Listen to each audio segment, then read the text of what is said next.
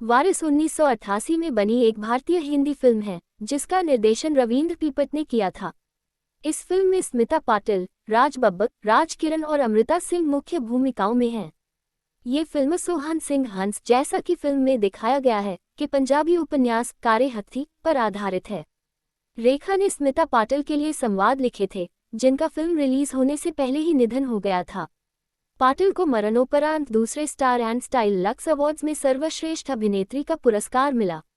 करोड़पति विधुर किशन सिंह एक वसीयत तैयार करता है जिसमें लिखा है कि उसकी पैतृक संपत्ति उसके दो बेटों गज्जन और दुल्ला के बीच बराबर बराबर बांटी जाए, जबकि गज्जन के बेटे श्रवण को खेती की जमीन विरासत में मिलेगी।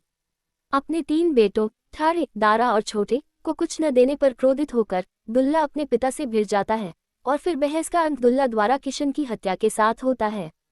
दुल्ला को पुलिस पकड़ लेती है और जेल भेज देती है और अपने बेटों का पालन पोषण गज्जन को सौंप देती है।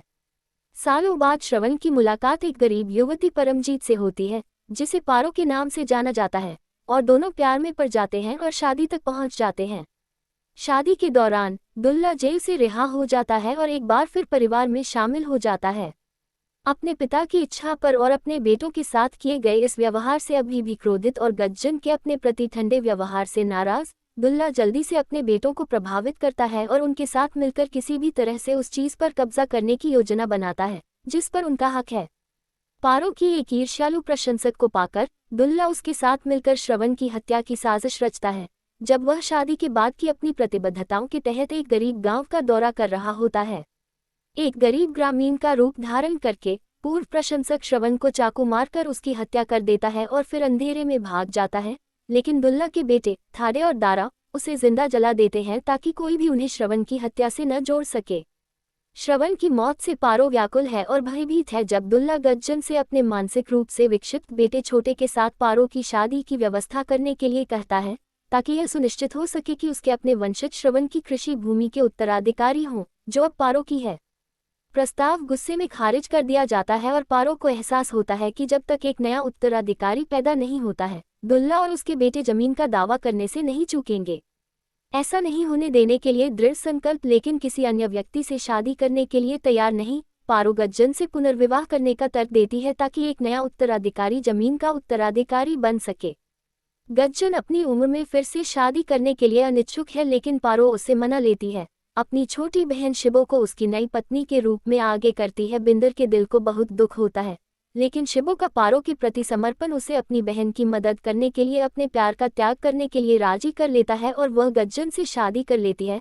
अंततः उसके बेटे और एक नए उत्तराधिकारी को जन्म देती है, जिससे पारो बहुत खुश होती है, जो बच्चे को अपने बच्चे की तरह मानती है, ये जानते हुए कि श्रवण की जमीन अब सुरक्षित है और दुल्ला और उसके बेटों के हाथों से दूर है। हार मानने को तैयार नहीं और जमीन पर दावा करने के जुनून में दुल्ला और उसके बेटे अपने रास्ते की सभी बाधाओं को दूर करने की योजना बनाते हैं। वे गुंडों के साथ गज्जन पर घात लगाते हैं और घर पर हमला करने से पहले उसे बेरहमी से मार देते हैं, गज्जन और शिबो के नए बेटे की हत्या करने की फिराक में। पारो हमलावरों को रोकती है और शिबो से बच्चे को बचाने के लिए कहती है। शिबो खेत की ओर निकल पड़ती है और बिंदर से मिलती है, उससे अपने बेटे को बचाने में मदद की विनती करती है। गांव वालों की मदद से शिबो और बिंदर बच्चे की रक्षा करते हुए दुल्ला और उसके गुंडों से लड़ते हैं।